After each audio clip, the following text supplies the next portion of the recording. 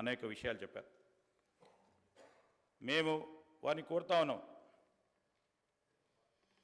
వారి అడుగుల్లో మేము నడవడానికి రాలేదు. మార్పు కోరుకున్న ప్రజలకు సంబంధించి మార్పు తీసుకొచ్చే ప్రయత్నంలో మీరు కూడా చూస్తూ ఉన్నారు. పోలీస్ వ్యవస్థలో ఒక మానవతా దృక్పథంతో ఈరోజు ప్రతి ఒక్కరికి న్యాయం చేసే ప్రయత్నం చేసే భాగంలోనే ముందుకు నడుస్తాం.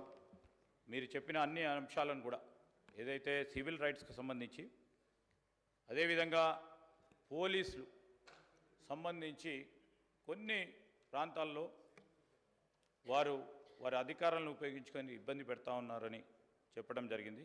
తప్పకుండా దీని విషయంలో ఆలోచన చేస్తాం. తగు విధమైన ఏం సార్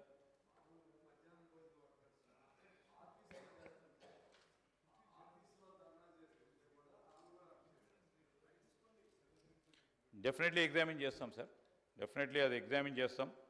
ముందు మరి ఈరోజు న్యాయపరంగా పోరాటం చేసే వారిని ఎక్కడికి కూడా ఇబ్బంది పడకుండా, ఎందుకంటే మేము కూడా 10 సంవత్సరాలు ఏదైనా ధర్నా చేద్దాం, లేకుంటే మేము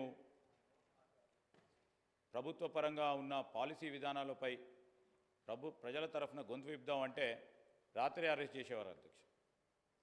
ఆ విధమైన సంఘటనలు ఇంకా జరగాలని కోరుకోలేం. కానీ స్పష్టంగా అరాచకం క్రియేట్ చేద్దామంటే తప్పకుండా చట్టపరంగా చర్యలు తీసుకోవాలి. అరాచకం క్రియేట్ చేసే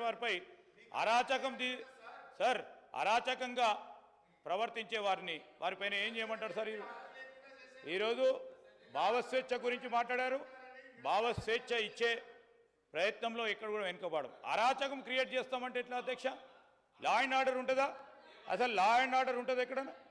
లా అండ్ ఆర్డర్కి సంబంధించి ఈరోజు దాన్ని మెయింటైన్ చేయడానికి లా అండ్ ఆర్డరు భంగం కలిగించేవారు ఎవరున్నా, ఆ భంగం కలిగించే ప్రయత్నం చేసినా తప్పకుండా కఠిన చర్యలు తీసుకోవటం జరుగుతుంది. స్పష్టతతో పోతా ఉన్నాం. భావస్వేచ్ఛను మేము కాపాడుతాం, గౌరవిస్తాం. అదేవిధంగా నేను మీ అందరినీ కూడా కోరుతా ఉన్నాను అధ్యక్ష, ఈ బిల్లుకు సంబంధించి మరి అనేక సందర్భాల్లో మనం మాట్లాడుకోవచ్చు. నేను అందరూ కూడా వారి అభిప్రాయాలను తెలియజేసి అందరూ కూడా సహకరించినందుకు నేను గౌరవ స్పీకర్ గారిని కోరుతా ఉన్నాను. మరి అందరూ కూడా ఆమోదం తెలపడం జరిగింది కనుక బిల్లును పాస్ చేయాలని కోరుతా ఉన్నాను. స్పీకర్ సార్, మంత్రి గారు కొన్ని విషయాలు నేను ప్రస్తావించిన వాటిని స్పందించలేదు, వారిని స్పందించాలని కోరుతా ఉన్నా. ఒకటి స్పీకర్ సార్, మొన్న కేంద్ర ప్రభుత్వం తీసుకొచ్చిన చట్టాల విషయంలో కర్ణాటక ముఖ్యమంత్రి సిద్ధరామయ్య గారు, అదేవిధంగా పశ్చిమ బెంగాల్ ముఖ్యమంత్రి మమతా బెనర్జీ గారు, తమిళనాడు ముఖ్యమంత్రి స్టాలిన్ గారు ముగ్గురు కూడా తమ రాష్ట్రాల్లో సవరణలు తీసుకొస్తాం ఈ చట్టం. ఎందుకంటే ఈ చట్టం ఎట్లా ఉందంటే అధ్యక్ష, ఈ చట్టాల ప్రకారం ప్రభుత్వ చర్యలకు వ్యతిరేకంగా నిరాహార దీక్ష చేయడం కూడా నేరం. మరి గతంలో మీ పార్టీ వాళ్ళు చాలాసార్లు చేసున్నారు, అలాంటివన్నీ జరుగుతాయి ఇబ్బందులు. కాబట్టి ప్రజాస్వామ్యంలో ప్రజలు నిరసన చెప్పడం కానీ, మరి ప్రతిపక్షాలు నిరసన చెప్పడం కానీ ప్రజల తరపున ఇది పరిపాటి. కాబట్టి కర్ణాటకలో ఉన్న కాంగ్రెస్ ప్రభుత్వం ఏదైతే ఈ సవరణలు తీసుకొస్తుందో వాటి విషయంలో మీరు ఏ నిర్ణయం తీసుకోబోతా ఉన్నారు? మీరు యథాతథంగా వారి అడుగుజాడలో నడుస్తారా, ఇప్పుడే సాంబశివరావు గారు చెప్పినట్టు, లేదా మీరు ఏదైనా సవరణలు తీసుకొస్తారా, రాబోయే సమావేశాలు తీసుకొస్తారా చెప్పాలని కోరుతా ఉన్నా. రెండవది, ఇప్పుడు ఇందాకనే హరీష్ రావు గారు చెప్పారు, మొన్న ఈ మధ్యన సుందరయ్య విజ్ఞాన్ భవన్లో పౌర హక్కుల కేంద్రం వాళ్ళు ఒక సభ పెట్టుకుంటామంటే కూడా పోలీసు వాళ్ళు అనుమతి ఇవ్వలేదు. ఇలాంటి పరిస్థితి ఈరోజు రాష్ట్రంలో కూడా చాలాసార్లు చూస్తూ ఉన్నాం. ముఖ్యంగా సోషల్ మీడియాలో పోస్టులు పెడితే కూడా డిలీట్ చేయమని ఒత్తిళ్లు, ఇలాంటివన్నీ జరుగుతూ ఉన్నాయి. అనధికారిక ఒత్తిడి, అనధికార బలప్రయోగం, అనధికారికంగా చేయడం ఇది కరెక్ట్ కాదు. ఇది కూడా ప్రభుత్వం కన్సిడరేషన్లో తీసుకోవాలా. చట్టాలను దుర్వినియోగం చేసే పరిస్థితి ఉంటే కూడా తప్పకుండా ప్రభుత్వం చూడాలి. మూడవది, మీరు అన్నారు కఠిన చర్యలు తీసుకుంటాం అసెంబ్లీ ప్రాంగణంలో ఎక్కడైనా మార్ఫింగ్ కానీ ఇంకోటి కానీ జరిగితే. మాకు అభ్యంతరం లేదు అధ్యక్ష. కాకపోతే ఒకటి మాత్రం స్పష్టంగా మీకు గుర్తు చేస్తూ ఉన్నా, పార్లమెంట్లో సభ్యులుగా పనిచేసిన ఉత్తమ్ కుమార్ రెడ్డి గారు ఉన్నారు, పొన్నం ప్రభాకర్ గారు ఉన్నారు, ఇంకా చాలామంది గతంలో పార్లమెంట్లో పనిచేసిన వాళ్ళు, మా ప్రభాకర్ రెడ్డి గారు ఉన్నారు, ఇంకా ఇతరులు ఉన్నారు. పార్లమెంట్లో అధ్యక్ష మీరు తెలుసుకోండి కావాలంటే శ్రీధర్ బాబు గారు, you can talk to the secretary general, they will give you the information. పార్లమెంట్లో గౌరవ సభ్యులు, ఎందుకంటే అక్కడ ఉన్న పార్టీ, అక్కడ ఉన్న ప్రభుత్వము ప్రతిపక్షాలను చూపెట్టడం లేదు, కెమెరాలు తిప్పేస్తున్నారు, ఇంకేటో చూపెడుతున్నారు. సరే ఇక్కడ జరుగుతుందా జరగలేదా, I leave it to your wisdom sir. కానీ నేను మీకు చేసే విజ్ఞప్తి అధ్యక్ష, మంత్రులు రన్నింగ్ కామెంటరీ చేస్తే ఎట్లా అధ్యక్ష? ట్రెజరీ బెంచెస్ అది కూడా మంత్రులు రన్నింగ్ కామెంటరీ ఏంది అధ్యక్ష? మినిస్టర్ గారు గౌరవం అనేది గౌరవానికి సంబంధించిన అంశం అన్నారు అధ్యక్ష. నేను ఒకటి గుర్తు చేస్తా ఉన్నా అధ్యక్ష. మీరు పార్లమెంట్ ప్రొసీజర్స్ చూడండి. పార్లమెంట్లో ఉత్తమ్ కుమార్ రెడ్డి గారిని అడగండి, లేదా అక్కడ పనిచేసిన వెంకటరెడ్డి గారిని అడగండి, ప్రభాకర్ రెడ్డి గారిని అడగండి, ఇతర సభ్యులను కూడా అడగండి. అక్కడ రేవంత్ రెడ్డి గారు కూడా పార్లమెంట్ సభ్యుడిగా పనిచేస్తున్నారు, వారికి కూడా తెలుసు. అక్కడ సభ్యులు వీడియోలు కూడా తీస్తున్నారు, ఫోటోలు కూడా తీస్తున్నారు లోపల నుంచి. ఎందుకంటే అక్కడ నిరసన చెప్పే హక్కు ఉన్నప్పటికీ అక్కడ ఉన్న ప్రభుత్వం, అక్కడ ఉన్న ప్రొసీజర్లో వాళ్ళు కంట్రోల్ చేస్తున్నారు. ప్రజాస్వామిక హక్కు ప్రతిపక్షాలది ఏదైతే ఉందో దాన్ని వాళ్ళు మొత్తంగా కేటీఆర్ గారు 1 మినిట్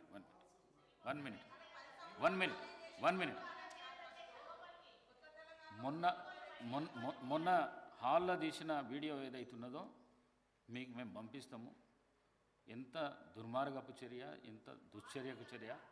ఈ సభ్య సమాజం తలదించుకునే విధంగా ఆ వీడియో ఉన్నది. ఆ వీడియోను పంపిస్తాం, మీరు చూసినాక మీరు మాట్లాడండి. స్పీకర్ సార్, సభ బాగా నడవాలి అంటే ట్రెజరీ బెంచెస్కి ఓపిక ఉండాలి. ఎందుకంటే ప్రతిపక్షాల తరపున తప్పకుండా మేము మాట్లాడాలి, ప్రజల తరపున మాట్లాడతాం. కానీ ట్రెజరీ బెంచెస్కి ఓపిక ఉండాలి.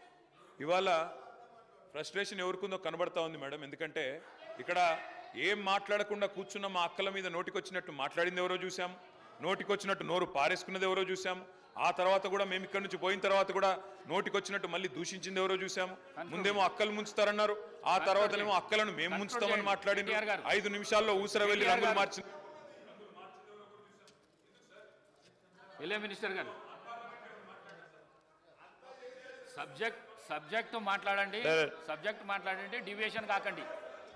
సబ్జెక్ట్ మాట్లాడండి. స్పీకర్ సార్, కేవలం మనకి ఇష్టం లేనిది మాత్రమే మనం కామెంట్ చేస్తామంటే కుదరదు సార్. ఇవాళ 2 వైపులా చూడండి. నేను సబ్జెక్టే మాట్లాడుతున్నా. 2 వైపులా చూడండి, అందరికీ ఆదేశాలు ఇవ్వండి, భాషని ఉద్వేగాల్ని నియంత్రించుకోమని చెప్పండి. ఓపిక ఎక్కువ వాళ్ళకు ఉండాలి. దయచేసి ఆలోచించుకొని సమయంతో ఉండమని చెప్పండి. అది ముఖ్యమంత్రి గారి నుంచి మొదలు పెడితే అందరికీ ఉండాలి. నంబర్ 1.